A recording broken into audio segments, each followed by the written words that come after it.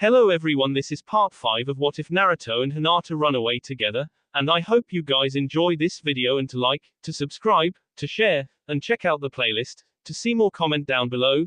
Now let's start the intro. They call me a god. They call me a god. They call me a god. Join my membership, the perks are great. It's in the description. It was quiet on the borders of Konoha. The Konoha shinobi were silently waiting for their enemies to arrive. Intermingled among the ranks were the two unhidden Uzumaki family members, transformed into Naruto, and the bears, who were wearing Konoha forehead protectors. Big number coming our way. The Anbu lookout called. Almost every shinobi in Konoha had come to the defense of their home village. Some were with the villagers in case they encountered enemies. But that accounted only for about 5% of their forces. The rest, excluding Genins and academy students, were on the front lines. Neji stood near his cousin Hinata and Shinobu, in disguise as Naruto. You've changed, Hinata. Hinata smiled grimly, eyes and ears alert. Yes, I have. I hope it's at least for the better. Neji nodded, a small smile on his face. The Anbu called out again as the enemies got closer. I won't fail here. I won't let them get their hands on Naruto or the Satsukiyami member. RY is on our side, remember. The enemies entered Konoha and all the shinobi surged forward, weapons drawn and hand signs being made. Naruto and RY both assumed defensive positions. Jigoku looked really annoyed at the pair. Just come on. RY, help me capture him and we can find Horyu. As annoying as she is, Shinku wants her back. Jigoku groaned and pulled out a long hunting knife. I guess it's the hard way then. Naruto, now is the time to use those knuckle blades of yours. RY pulled out her new weapon, a katana, as Naruto nodded. The sheaths had been designed so all he had to do was slip his hands in and pull up. The weapons came free easily. Don't waste chakra either. Shadow clones are nothing to him. Also, your shuniji will be useful as well. I know. Naruto ran chakra through his knuckle blades and waited. RY waited as well for Jigoku to make the first move. He was expecting to be charged. Jigoku decided to make the next move. He came in for the attack. Naruto met him halfway there and their blades met. RY came in from behind and S at Jigoku's N. He dodged to the right and RY reversed direction mid-attack. Naruto S again as well, resulting in 2 injuries on Jigoku's back and arm. He disregarded them, making him think he had no idea they were there. You're going to have to come more seriously if you want to stop me.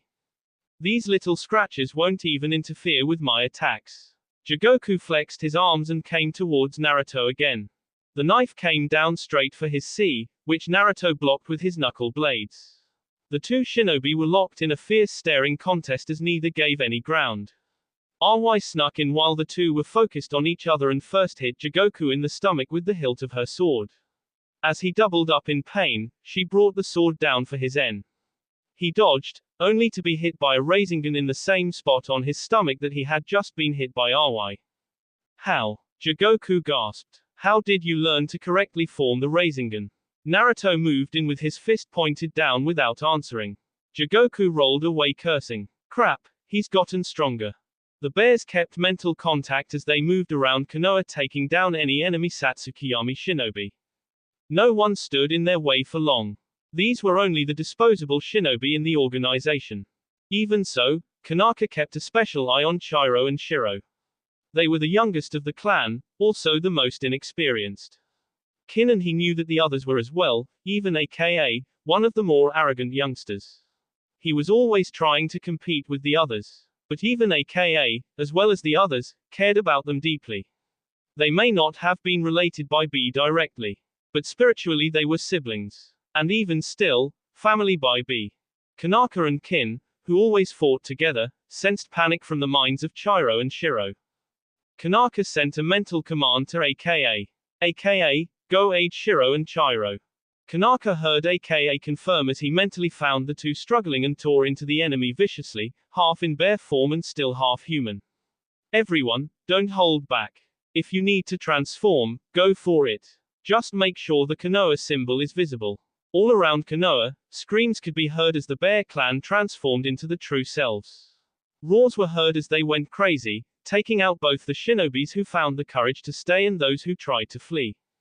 Kanaka moved about the village, catching glimpses of his clan. Kin, the Golden Pack Mother, aka, the Protective Red. Sire, the Fierce Black. Shiro, the quiet but powerful White. Chiro, the neutral but also powerful Brown. And Kanaka himself, the Red and Gold Pack leader. Shiro and Chiro were actually siblings by birth. And just as Kin and he always fought together and complemented each other's fighting style, so did Chiro and Shiro's. As one fiercely attacked and got the enemy to focus on him, the other would come in just as strong without holding back. He heard the two talking as they ran by in bear form. It was not words they were using. While in bear form, it was growling and other bear sounds. Only other bears could understand them. Are you okay, Shiro? Shiro only answered her brother by nodding. Shiro had never been one to talk during battle. Good. Shiro actually spoke during the battle. You're too overprotective over me. Just because you were born first. Chiro laughed. I would be even if I was born second. It's because of me being your brother. Not because of the birth order. Shiro growled. Pay attention to the fight, not me. Barker brother. Chiro just laughed harder and took down one of the braver enemies who came to face them. Watch out. Chiro was unable to prevent that one shinobi from jumping off the roof onto his sister's back. Shiro roared but was unable to get the person from off her back. Chiro also could not act without risking hurting his sister. As the shinobi pulled out a knife, Kuro solved the problem by jumping into the air and kicking the shinobi in the face with her back paws as she sailed past. Kuro roared something that sounded like, "Don't mess with my family," in Bear to the bears. While no one but the other bears could understand them, it still got the point across. The enemies turned and tried to fled, to only be seen down by Kanaka himself, his face contorted with rage. No one else is going to take away any of my remaining family. Kanaka tore into the enemy ranks, sparing none and showing no mercy. Kin was right with them, motherly love converted into rage and power as she attacked. Jigoku fell back to the corner, fighting to hide his panic. Shinku had given him outdated information. Swearing to give his leader a bit of his mind later, he pulled out a second knife. He re-entered the fight, this time, making Aoi and Naruto fall back. Jigoku ran chakra through his blades and wildly. Jump! Aoi called out and as one the two Konoha shinobi flipped back out of range of his knives. The two skidded back a few feet as they landed. Jigoku stuck the knives in his mouth and performed some hand signs. He spit the knives out and caught them in his hands. Be on guard. He's using taijutsu and an incredible amount of chakra to increase his speed. Naruto nodded and barely defended himself as his enemy suddenly appeared in front of him. Inside of him, he felt the Kyuubi stirring. He fought it back, refusing to let it take control. I will not depend on you.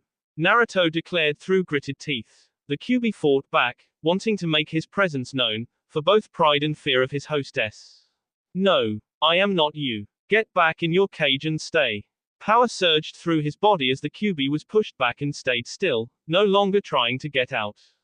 You'll regret this someday. Naruto shut the Kyuubi out of his mind with its destructive influence and power. He swore that Hinata would never have to call him back. He swore that Jiraiya would never have to use that paper seal to stop him ever again. I am not the Kyuubi. I am Naruto Minato Uzumaki. He had decided to take his father's name as his middle name, since he had not been given one at birth. You would still take that man's name. It's because of that man that is your life is as it right now. Jigoku tried to move in but Naruto beat him to the punch. What the heck? You aren't supposed to be good at chakra manipulation or taijutsu. How is this speed possible? I saw no hand signs. Naruto looked his enemy straight in the eyes before practically throwing him across the room.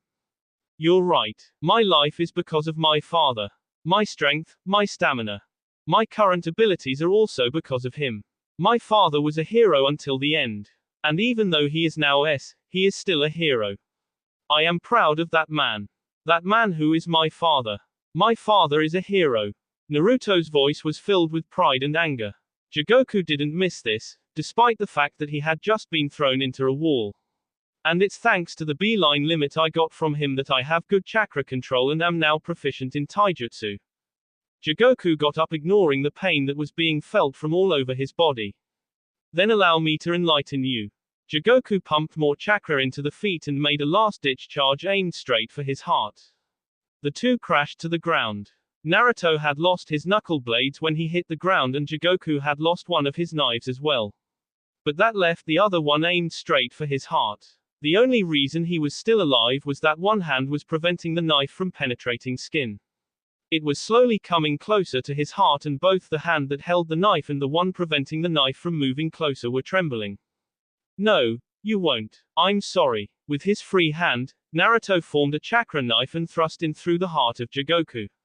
At that same time, a sword came straight through his gut, barely stopping short of his own. RY walked over and poked the man.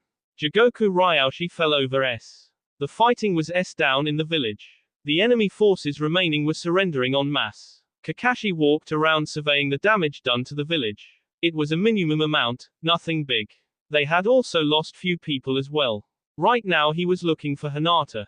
He was planning on going to let Naruto and RY out. Knowing Hinata would be worried, he wanted her to come along to see that he was okay. Kakashi-sensei. Hinata ran up to Kakashi. Perfect timing. I'm going to let Naruto and RY out. Would you like to come? I've heard the rumors that you and Naruto serious now. Hinata fell into step beside the white-haired Junin. Thank you. I've not held back for Naruto's sake. I just hope he's okay and not angry at us. Naruto's fine. He's in the basement of the Hokage Tower. The only entrance is covered in special seals and the ventilation shaft is too small. It'd be almost impossible for even someone as small as Ino to make it through there.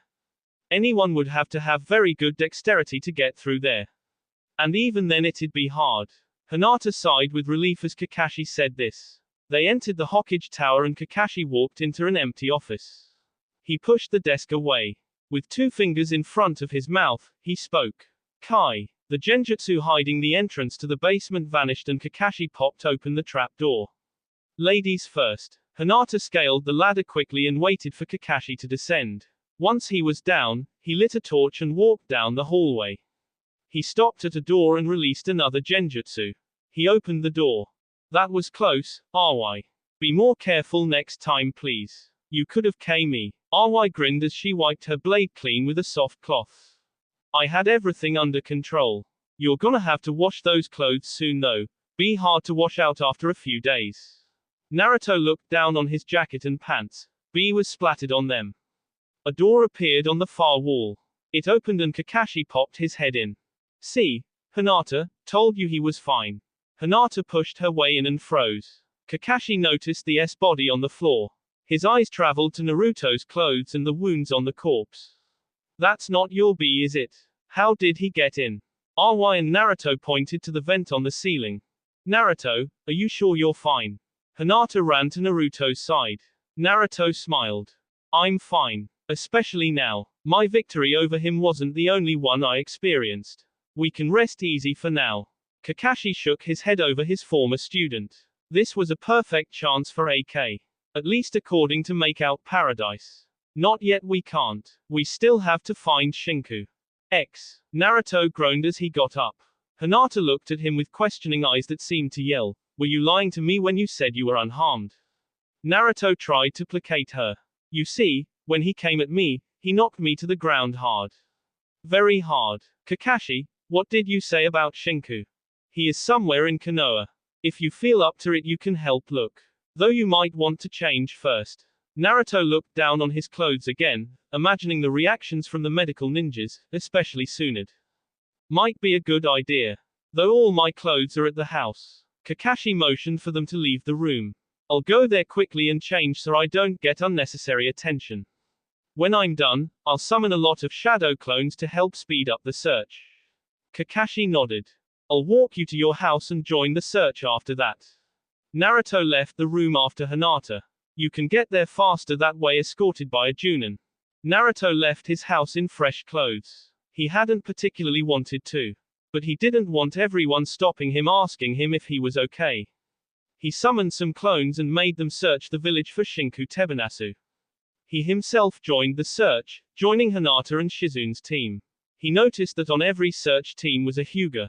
Be vigilant, Naruto. You never know what Shinku will do. Shizun shot a glance Naruto's way. Yeah, I know. I sent some clones out to help. If they find something, I'll know. Shizune nodded and began to scan the area in the hopes of finding some sign of Shinku. Hinata had her Byakugan activated and was looking everywhere at once. Naruto suddenly received something from one of his clones. One of my clones think they've found him. Naruto pointed to somewhere near there. Lead the way. Naruto entered an old house. It was empty and abandoned with all signs of people living there gone.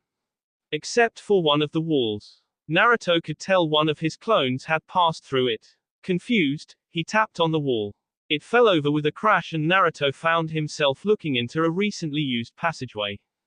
A secret passageway. Hinata scanned the passageway and the surrounding area. There you are down there, Naruto. Someone else is with you. Let's find out, shall we? Naruto made his clone disappear. Information rushed into his head. It's Shinku. He's trying to challenge the real me. Though how can he tell the difference between me and my clones? Also, something's wrong with him. Shizune pulled out a kunai. Alright, you stay here, Naruto. Hinata and I will handle him. What exactly is wrong with him? Can you tell? Shizune stared at Naruto.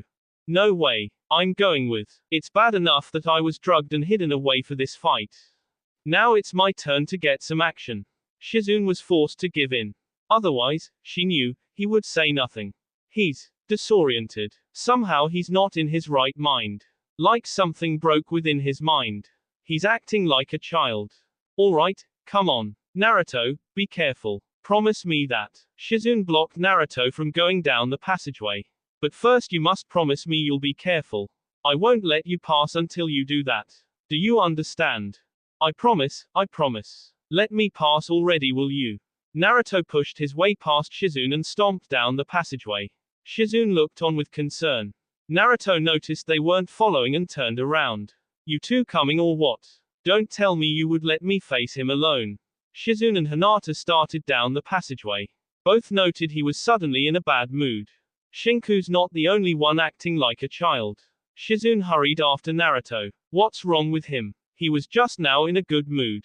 Shizune was very confused over his behavior. Never had she seen Naruto like this. Hinata cleared up her confusion. He's not used to everyone worrying about him like this. It puts him on edge. He doesn't like this, not one bit. Which is understandable, considering how drastically his life has changed recently. Until now, he's never known familial love. He's always been by himself, entirely self-sufficient up until now. He's had no one to help him through those rough stages of a teenage life. It's all new to him. Shizune was awed by Hinata's understanding of Naruto. She was proud of the young Hyuga's growth, both as a shinobi and as a person. Naruto was going through similar changes as well. Only his were a bit rougher than his girlfriend's. Naruto has a good person to help him through the changes he's undergoing at the moment. Shizune said this quietly. Hinata blushed heavily. She was so distracted she didn't hear Naruto's sudden warning of a drop. She fell and nearly hit the ground had Naruto not been there to catch her. He gently put her down, confusion flickering in his bright blue eyes. He motioned for Shizune to jump as well. I'll catch you if you like. Come on. Shizune jumped the 10-foot drop and landed on her own 2 feet. Or you could do that. Naruto ran ahead of the group. Naruto, wait. But Naruto was already gone. Hinata and Shizune chased off after him. He had run through a door up ahead. Whatever the room was, choking sounds were coming from it. The two burst into the room to see Shinku holding Naruto up by his tail a few feet off the ground. Naruto was trying to pull the hands away, not being too successful. He was turning blue, almost the exact same shade as Shinku's hair. No you don't. Hinata charged in and hit the man with the gentle fist style. Not expecting this, he dropped Naruto and turned to face the young Hyuga. He had barely moved when he was hit from behind with what could only be the Odama Rasengan. She remembered Jiraiya's explanation of the technique. It's just like the regular Rasengan, except a whole lot bigger. Shizune could see how this complemented his particular fighting style. It's all his fault. That Jinchuriki's, the Kyubi no Kitsune is the one responsible. It's thanks to that everything went wrong. Be it in its natural form or using a human container, all it'll ever be is a demon, a monster. Some things that's not natural. Shinku began to laugh crazily as he got up. He wasn't walking straight and looked almost drunk. Yes, the monster has to go. And I'll be the one to do it. Shinku grinned as he walked slowly up to Naruto. He's nothing but AK. AK. Naruto's expression went from cold and expressionless to shock. Yes, because of him, Jigoku's S by the Jinchuriki's own hand. And what about poor Horyu? Because of him, my best hunter is S and a girl in chains. He's nothing but a bastard. Tears began to fall from Naruto's eyes. He stayed still as Shinku approached and pulled a knife out. Naruto, move. Hinata knocked Naruto out of the way as Shizune enveloped Shinku in a cloud of poison. Naruto, what's wrong? Answer me. Naruto didn't answer. Hinata looked down on her boyfriend. He was sobbing. He got up and went into a corner, his face not being visible. Don't look at me. Please don't look at me. Hinata was confused as to his behavior. What he said was true. RY and IK Jigoku. IS him through the heart as RYS him through the stomach. Hinata realized something. Naruto, am I the first to see you cry? Naruto didn't answer. She walked over to him and put her arms around his waist, her head on his shoulder, not looking at his face. It's okay to cry. It doesn't mean you're weak. I'm here for you. Don't worry. He didn't fight her as she turned him around and embraced him tightly. His head went to her shoulder and his entire body trembled. It's okay. You're not alone. And if I can help it, you never will be again. I'm sorry. It's all just so sudden. It's so much to take in. Hinata stroked Naruto's hair comfortingly. I always cried in secret when I was younger. Even when the third I didn't cry in public. It's exactly what they wanted. Who's they? The villagers. They were scared of me and hated me for a reason I've just now come to understand. Something I had no control over. Which is why you aspire to be the next Hokage. Naruto nodded and looked up. His eyes were red. To prove that you were worth something.